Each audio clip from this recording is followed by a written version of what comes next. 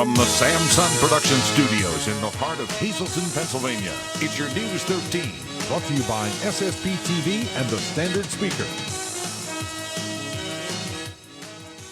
It was more like summer than spring today in Greater Hazleton, and many took full advantage of the sun and warmth by spending some time outside, fishing, playing, and just plain loving the forecast. Coming up right now, live at 5, News 13 hangs out outdoors for just a bit.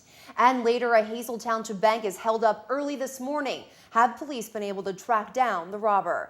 Good evening, and thanks so much for joining us, everyone. I'm Kristen Bazinski.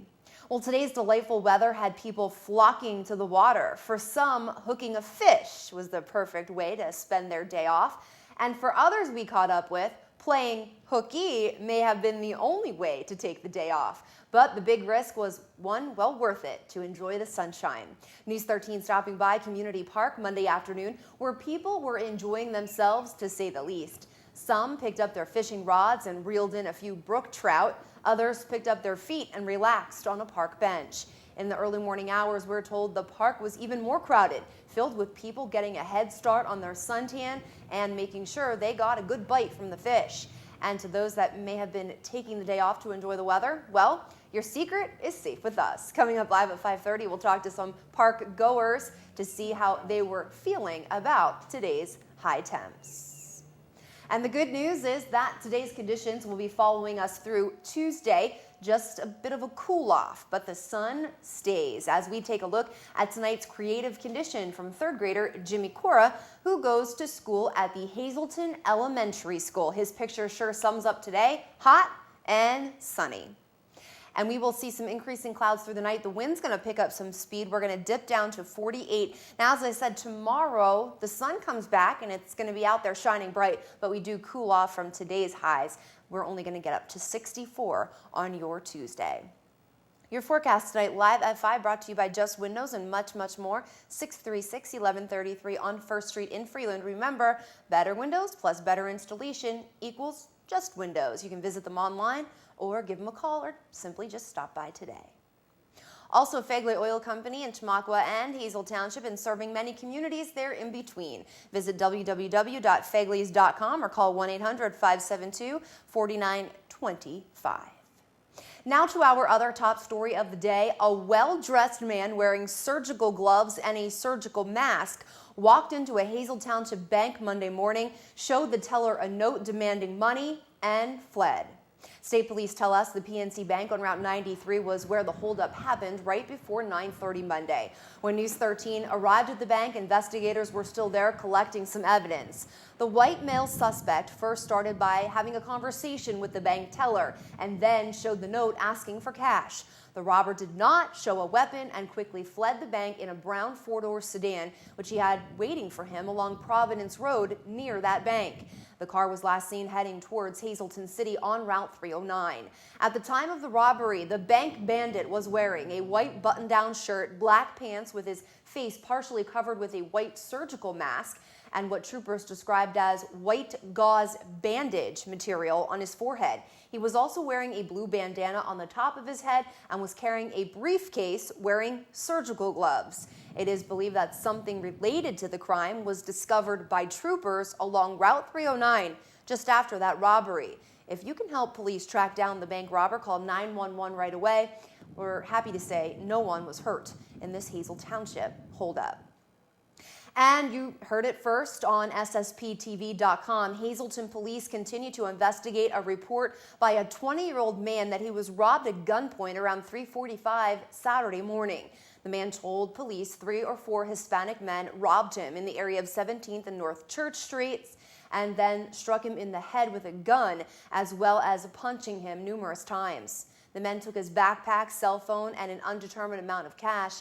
Anyone who has any information helpful to their investigation is asked to call police confidentially at 459-4940 or simply dial 911. Well, a softball game got a little out of control over the weekend, ending with one man rushed to a trauma center. Our media partner, the Standard Speaker, is reporting that the man was flown to the hospital with head trauma after a fight involving baseball bats at softball practice at the softball complex in Drifton Sunday night around 5.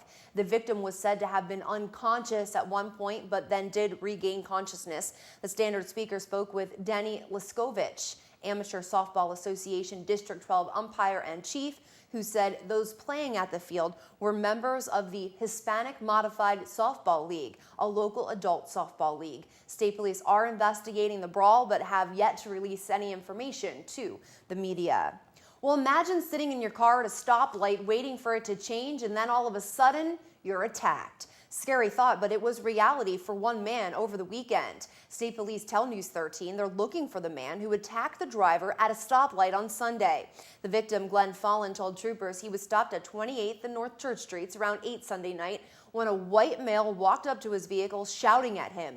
Fallon told police he got out of his car to talk to the man, at which time he struck him 3 to 4 times in the face and then fled. Fallon said the man was around 6 foot 2 inches tall, with a thin-billed, brown crew-cut hair and a goatee, driving a dark-colored SUV or truck. Anyone who might have any information on the stoplight fight is asked to call troopers at 459-3890. Also, troopers are investigating a burglary at Monroe Muffler and Brake on Route 93 in Hazel Township.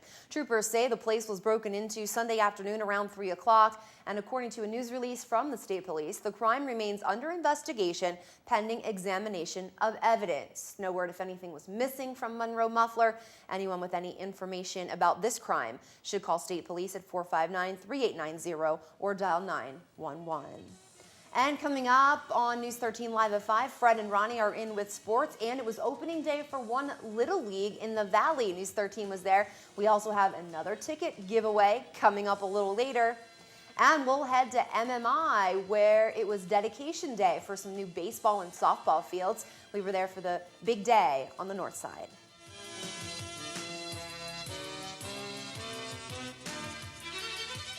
Well, you know, summer is on the way when Little Leagues start their season, and it was the perfect day on Saturday for kids in the Valley.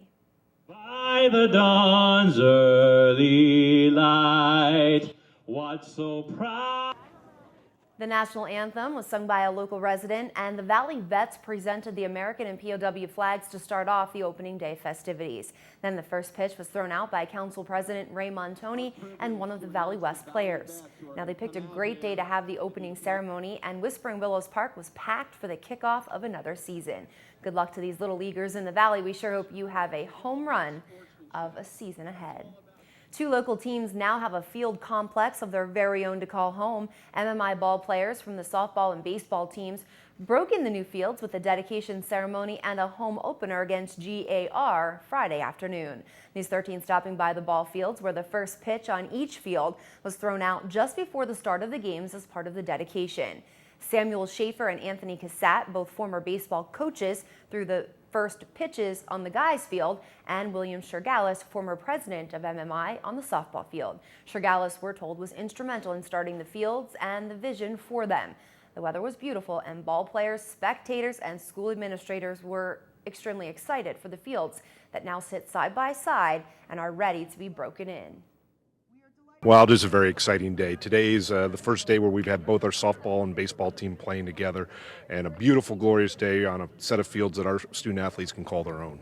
Well, we hope a lot of MMI victories, but certainly a lot of good sportsmanship and a lot of lessons that our kids can take from being student athletes, and a lot of fan support from both our faculty and staff, our parents, and our students. Today, really, for me personally and as a team, is to make a statement that, you know, this is a new field, this is a new MMI team, and, you know, we're here to win.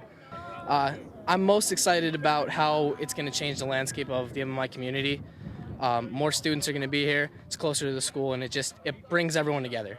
Basically, I just want to show off the new field. It's gorgeous, and basically it helps a lot because we used to be in Drifton, and now all the MMI students can come down and just enjoy our home games. And so we get a lot of support from the students and the parents. And it was a lucky day for the preppers who hit the fields on Friday. They slid past GAR in a shutout of 10-0. And speaking of numbers, on your screen right now, you're winning midday lottery numbers. Good luck if you played. Your daily number, 748, Big 4, 5548, Quinto, 48893, and Treasure Hunt, 4, 20, 23, 27, 28. Lots of 8s today. Hope that's your lucky number, and you chose it to be on your midday lottery. Good luck. Good evening, everyone, and here's tonight's Talk of the Town. There will be a pasta dinner presented by the West Hazelton Fire Company. This will be on April 21st from 1 to 5 p.m. at the 4th Street Pub. There will be pasta, salad, bread, and handmade meatballs, and the cost is just $7 per dinner. The tickets are available from the Fire Company or from the 4th Street Pub. And there will be a Vera Bradley Bingo hosted by the Henkel's Relay for Life team April 22nd at noon at the St. Michael's Rec Center. Tickets are $20 in advance and $25 at the door. For more information, you can call 455-9980, extension 144. And that's tonight's Talk of the Town. News 13 extends our deepest sympathies to the family and friends of these recently departed. Eugene H. Journey of Hazelton. The services will be held privately. The Joseph A. Moran Funeral Home is in charge of the arrangements. Patricia A.C. Kulig of Hazelton. The funeral will be held Wednesday at 9 a.m. from the Frank J. Bonin Funeral Home. Friends may call Tuesday from 6 to 9 p.m. Mary Forgach of Mahanoy City. A massive Christian burial will be held Wednesday at 10 a.m. from the Blessed Teresa of Calcutta Parish. Friends may call Tuesday from 6 to 8 p.m. and on Wednesday at 8:30 a.m. from the Louis D. Truskowski Funeral Home. Joseph A. Tracker Brogan of Freeland. The funeral will be held Thursday at 9:30 a.m. from the McHugh Wilczek Funeral Home. Friends may call Wednesday from 6 to 9 p.m. Dorothy Taylor Kibler, formerly of Hazelton. The funeral service will be held Wednesday at 11 a.m. from the Hazel Chapel of the Crofton Hughes Funeral Home. Tonight's obituary is often brought to you by the Smilax Floral Shop on 15th Street in Hazelton. Free delivery to all local funeral homes. Call 570-454-0111. And by Mia's. Don't settle for the second best. Be sure to book your funeral luncheon at Mia's, the Hazelton area's #1 rated restaurant. Discover their new low-priced dinner menu for 2012. Remember, there's plenty of free gated parking in the Markle Building lot. Find us on the web at miasrestaurant.com or follow us on Facebook.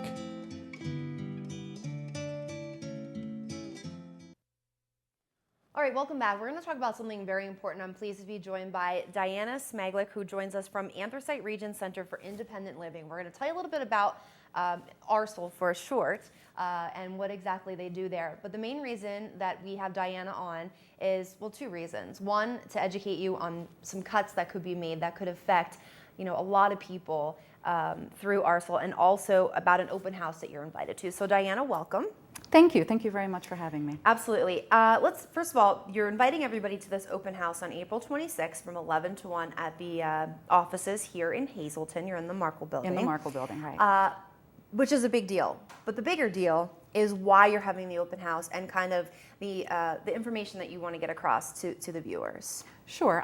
ARSL, the Anthracite Region Center for Independent Living, works with people with disabilities in the community. And it can be anyone with a disability. It can be an acquired disability, like, say, MS, or stroke when they're older, car accident when they're younger, or they may have been born with a disability. Our goal is to get them out into the community and help them be as independent as they would like to be.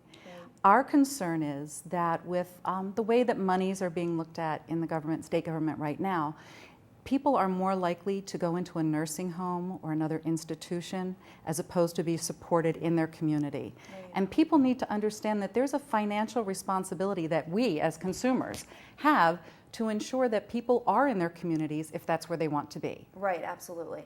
So exactly what do people that come to ARSL, how does it work? I guess explain that. Sure. What happens is somebody comes to us with a disability and we see if we can match them up with some federal monies, federal and state monies, called a waiver system. Mm-hmm. That system enables them to get support in their home, maybe help getting in and out of bed, right, help preparing meals, help to get a job, mm-hmm, and to keep a job, to pay taxes. The important thing to remember is this all falls under the title of public assistance, and people look at that right now very negative. Right. All they can talk about is fraud. Mm-hmm. But the truth of the matter is those employees of that individual pay taxes, and that person never touches that federal or state money. Right. It goes through a financial management service. Mm-hmm. Right now, ARSL acts as a financial management service, as do 36 other entities in Pennsylvania. The government and the Secretary of the Department of Public Welfare have elected to eliminate that financial management service and give it to a statewide contractor who may very well be out of state, which also means loss of jobs for Pennsylvanians. Right. The other financial piece of that is that you can serve 2 or 3 people in the community for what it costs to put one person in a nursing home and to keep them there. So independence is worth fighting for. What we're hoping with this open house is that people will give us their stories. They'll tell us, I live in the community. This is my disability. This is how I use those monies. This is why I'm free. I vote. I'm a person. I matter. And my independence is what I'm here for. Right. And we're hoping that from 11 to 1, they'll actually show up, meet their legislators, talk to the media, let people know that their neighbors are involved in this. This isn't fraud and abuse. This is a wise fiscal decision as well as a morally responsible one. Right, and you're right with the public assistance and the aura that's around it right now. And having a child with a disability, I can sympathize with all of this because I would want my child to have that independence and be able to, Absolutely. you know, get the assistance, graduate from high school, and then get into the workforce and live an independent life, not go to a home or a nursing home. Doesn't seem fair. No, and it's also financially responsible. I brought some gentlemen with me tonight, small group of them. They're all here. From Vital House. Right. And these are young men with phenomenal abilities and great futures ahead of them who have gone through school, who've learned everything they can, and just need that next step in assistance through various government agencies to go out on their own and live independently and get jobs and pay taxes.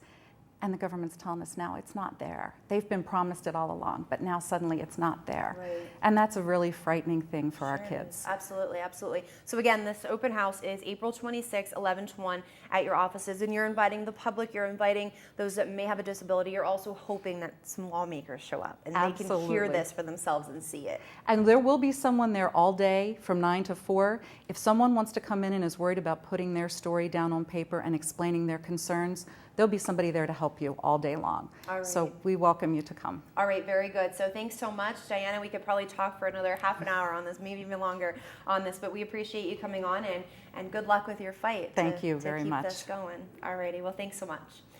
Oh, the things you can think. Of course, those are some of the famous words of Dr. Seuss, and in 2 weeks, one of Dr. Seuss's best-loved stories collide in an unforgettable musical in Hazleton titled Seussical, coming to the Alice C. Wiltsey Performing Arts Center Saturday night, April 28th. And right now we have a chance for our viewers to win tickets to the show.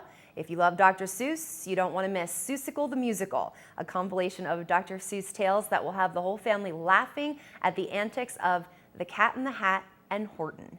Call now at 459-9813. Lucky caller 3 and 13 will win 2 tickets. Good luck. This giveaway is for your Live at 5 newscast only. All right, stay with us. We have more local news coming right up, live at 5:30. Stick around.